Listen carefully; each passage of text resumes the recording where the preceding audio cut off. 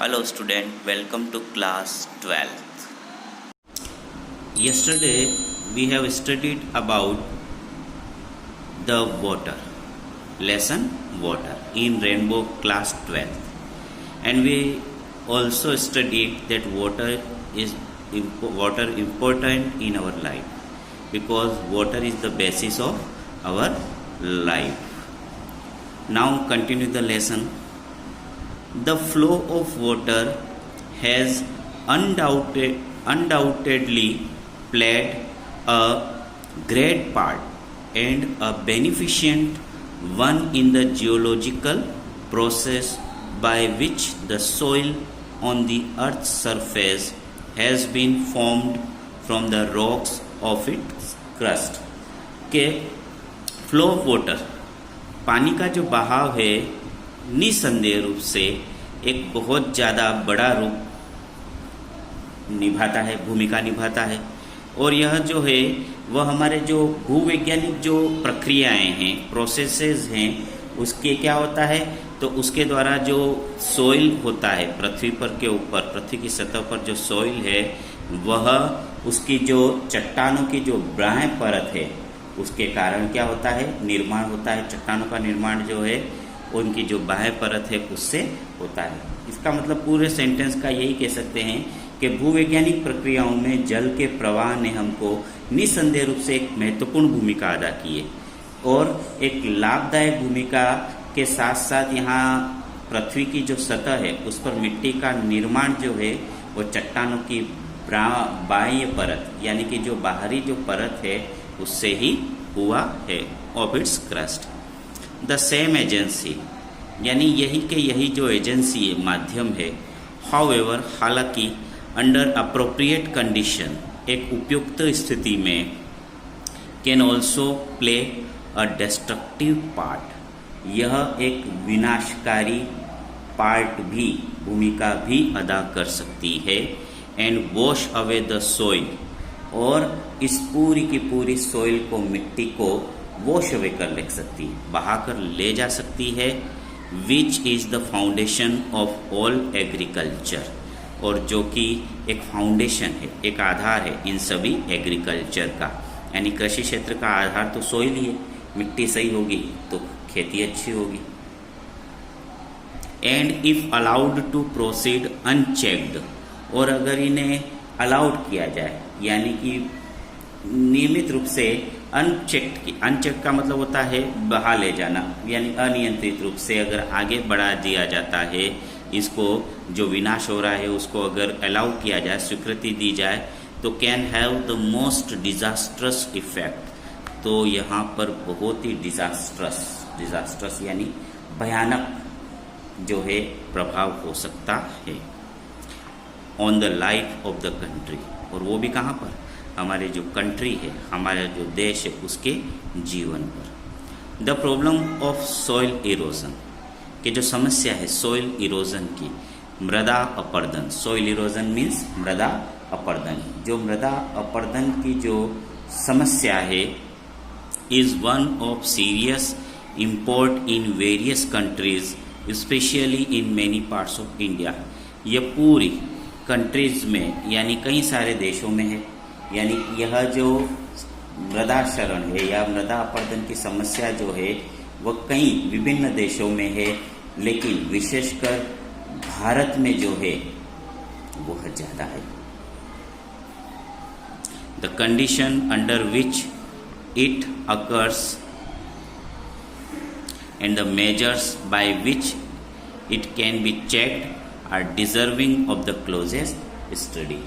और यहाँ तक कि अगर हमको क्लोजेस्ट स्टडी करना है, अगर हमको अध्ययन करना है,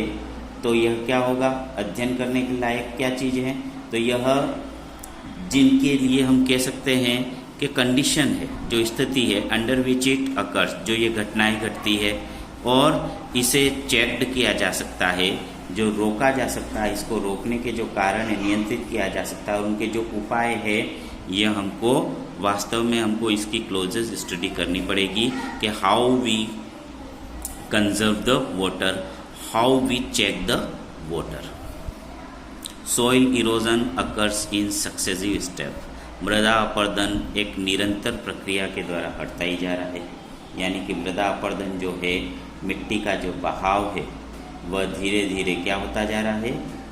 वो बढ़ता ही जा रहा है। मिट्टी जो है, अच्छी से अच्छी मिट्टी वह फ्लड के कारण समुद्र में मिल जा रही है। द अर्लीस्ट ऑफ विच में इजीली पास अननोटिस, जिसे प्रारंभ में हमने क्या किया था, अननोटिस किया था, ध्यान नहीं दिया था। इन द लेटर स्टेजेस, लेकिन बाद में the cutting up and washing away of the earth is only too painfully apparent in the formation of deep gullies and ravines which make all agriculture impossible। लेकिन ये सारी चीज़ें क्या हो जाएगा कि जितनी भी चीज़ें हैं, इनमें से जो प्रारंभिक और जितनी भी चीज़ें हैं, अवस्थाओं और गहन गड्ढे, यानी कि जो गुलीज है, गुलीज का मतलब खड्डे, और रेविन्स का मतलब दर्रे या नालियाँ जो हैं, वो पेनफुली अपेरेंट हो जाएगा, एक दुखदायी रूप से प्रकट होगा जो सॉइल इरोजन हो रहा है उसके कारण। और पूरा के पूरा अगर मिट्टी बहाव हो गया और यह कटिंग अप हो गया, वॉशिंग अवे हो गया, मिट्टी जो बह गई, तो हमारे लिए एग्रीकल्चर जो है वो इम्पॉसिबल हो जाएगा, कृषि जो है वो असंभव हो जाएगी। Sudden burst of excessively heavy rain, और अचानक तेजी से आने वाली जो बारिश है, तेज बारिश, resulting in a large run of surplus water, run of surplus water. तो क्या होगा, इसके कारण क्या होगा, अगर अत्यधिक जो बारिश की बौछारें हो गई तो अतिरिक्त जो जल है वह लंबे बहाव में चला जाएगा। सरप्लस जो अतिरिक्त पानी है वह is the principal factor in causing soil erosion, और इसके कारण क्या होगा, मृदा अपरदन। Contributory causes are the slope of the land, और उसको जो कंट्रीब्यूट कर रहा है, उसकी जो सहायता कर रहा है, उसके जो कारण कौन कौन से, जैसे स्लोप ऑफ द लैंड, मिट्टी के बहाव को बहाने के लिए भूमि का ढलान में होना, removal of protective coat of vegetation, और यहाँ तक कि जो प्रोटेक्टिव कोट है, जो वेजिटेशन यानी कि जो वनस्पति हैं, उसका जो रिमूवल है, जो शरण करता है, जो मिट्टी को रोकने की कोशिश करता है, वह हमारे लिए दुखदायी हो सकती है। वेजिटेशन यानी वनस्पतियों जो है वो प्रोटेक्टिव कोट है, रक्षात्मक जो परत है उसका रिमूवल होना, उसका हट जाना। और साथ साथ इनके साथ साथ क्या हो जाता है, the existence of routes along which the water can flow with rapidly gathering momentum, और जो एग्जिस्टेंस है और जो अस्तित्व है, अस्तित्व जो होता है हमारा रूट्स का मतलब होता है लीक होना, जो निकल जाना, लीक हो जाना, और वह रैपिडली गैदरिंग मोमेंटम बन जाता है, यानी तेजी से गैदरिंग मोमेंटम का मतलब होता है तेजी से जो संवेग एकत्रित करते हुए, तेजी से जो पानी बहता है वह। एंड और the absence of any checks, खास बात तो अनुपस्थिति है किसी भी प्रकार की चेक्स की, रुकावटों की, किसी भी प्रकार का रुकावट है ही नहीं, पानी जो बहा ले जा रही है मिट्टी को वो ले ही जा रहा है। To such flow incredibly large quantities of precious soil, और इनक्रेडिबली अविश्वसनीय तरीके से जो लार्ज क्वांटिटीज में, यानी बहुत बड़ी मात्रा में जो प्रेशियस बेशकीमती जो सॉइल है, मिट्टी है, कैन बी वॉश्ड अवे, वह क्या होती है, बहा ले जा सकती है। इफ सच कंडीशंस एग्जिस्ट, अगर इस प्रकार की कंडीशन हुई। As is unhappy to open the case, और अनहैप्पीली, और यह दुखदायी भी होगा। The menace which soil erosion, और जो मीनेंस का मतलब चुनौती या खतरा, कि जो चुनौती है जिसके कारण soil erosion presents to the continuance, के वर्तमान में जो मृदा अपरदन जो है वह कंटिन्यू होता है ऑफ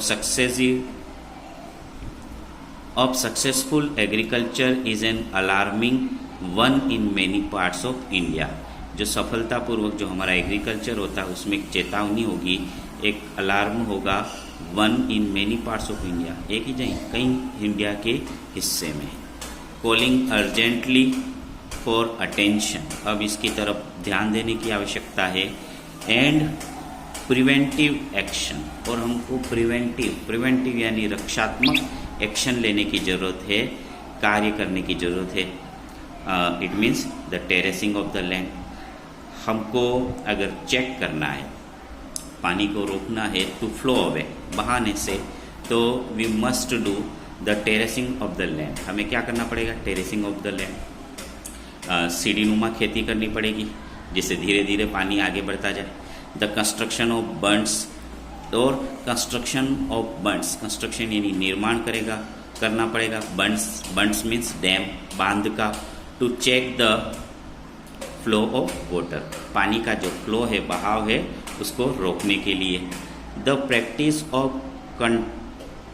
कॉन्टोर कल्टीवेशन, और जो प्रैक्टिस है काउंटर कल्टीवेशन की, काउंटर कल्टीवेशन मीन्स समुच्च खेती, समतल खेती, समुच्च खेती जो है उसकी प्रैक्टिस करनी पड़ेगी हमको। And the planning of appropriate types of vegetations are amongst the measures that have been suggested, और हमको प्लानिंग योजना बनाएगी उपयुक्त प्रकार की जो वेजिटेशन, वनस्पतियों की, जो अकॉर्डिंग टू द एरिया के अनुसार उसे हमको सुझाव दे करके वहाँ पर उसको प्रयोग में, प्रैक्टिस में लाना पड़ेगा। It is obvious that the aim should be to check the flow of water,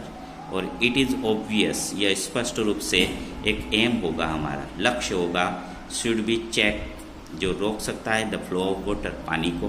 पानी के बहाव को, at the earliest possible stage before it has acquired any appreciable momentum and corresponding large destructive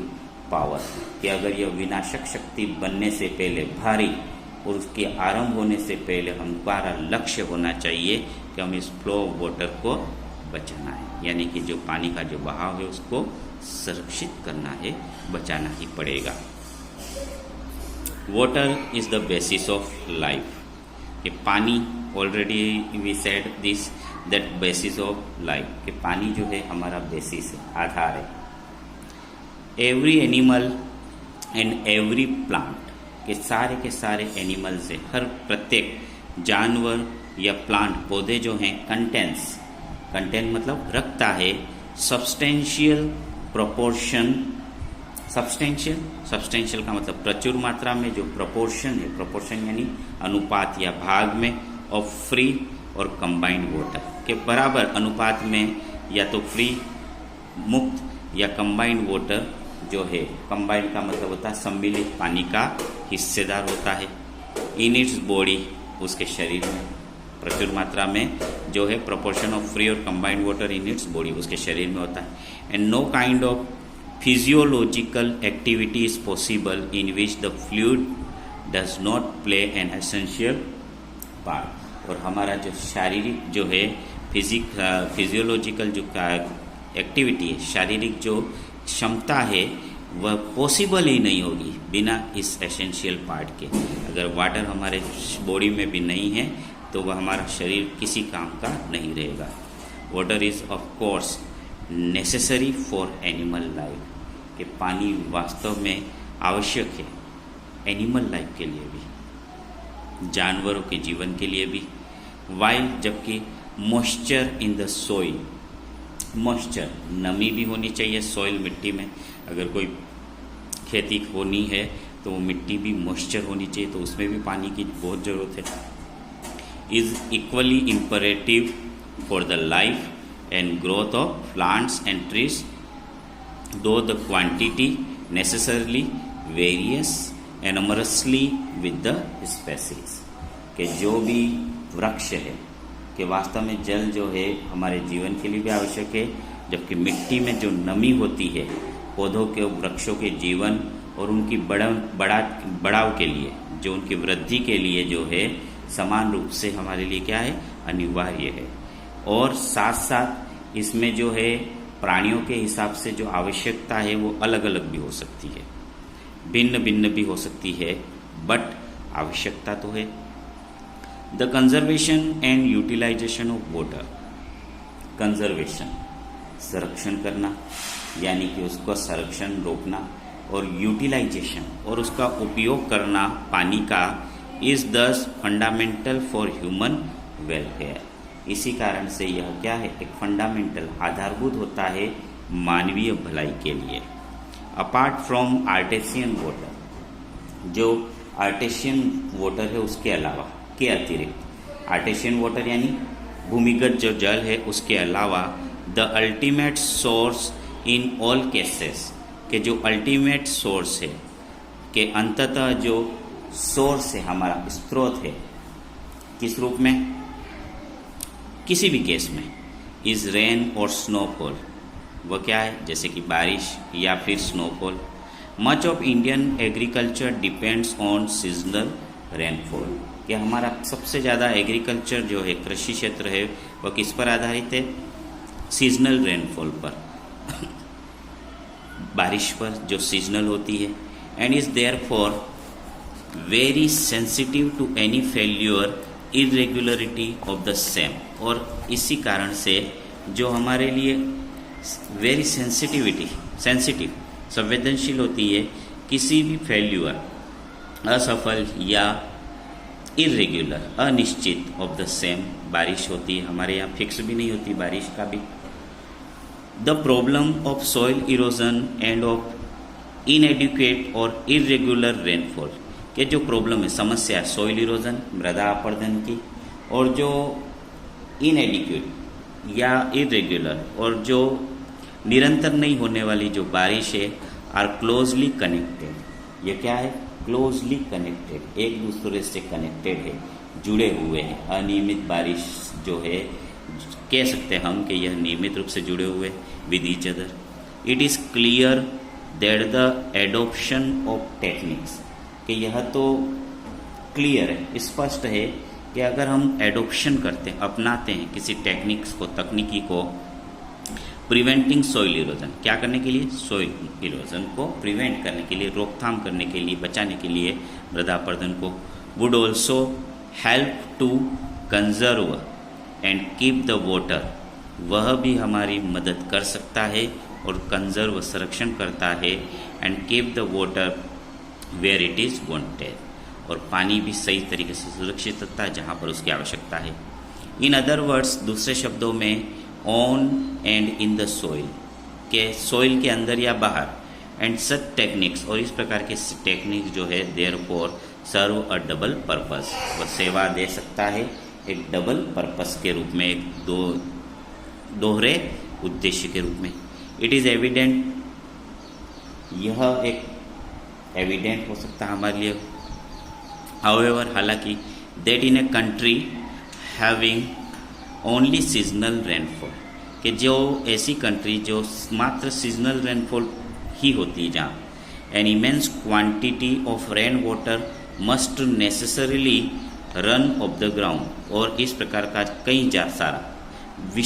विशाल जो quantity, मात्रा में जो पानी है, वह कहाँ हो जाता है, necessarily run off the ground, भूमिगत हो जाता है। The collection and utilisation of this water, के संग्रह करना और उपभोग करना इस पानी का, is therefore of vital importance, इसीलिए यह एक मुख्य महत्वपूर्णता की बात है। Much of it flows down into the streams, कई सारा पानी तो इसमें से झरनों में, रिवर्स, नदियों में बह जाता है, और अल्टीमेटली, अंततः, finds its way to the sea, कहाँ चला जाता है, सी में, समुद्र में। इनक्रेडिबली, अविश्वसनीय रूप से, large quantities of the precious fluid, के बड़ी मात्रा में जो बेशकीमती जो फ्लूइड है, द्रव्य पदार्थ है, जो पानी है, आर दस लॉस्ट टू द कंट्री, यह हमारे देश में क्या हो जाता है, कंट्री में लॉस्ट हो जाता है, चला जाता है। तो थैंक यू स्टूडेंट, ये पैराग्राफ भी खत्म किया जाता है, और नेक्स्ट पैराग्राफ यानी कि अगला जो लेसन का जो क्लाइमेक्स है, वो हम नेक्स्ट पार्ट में खत्म करेंगे। Thank you very much.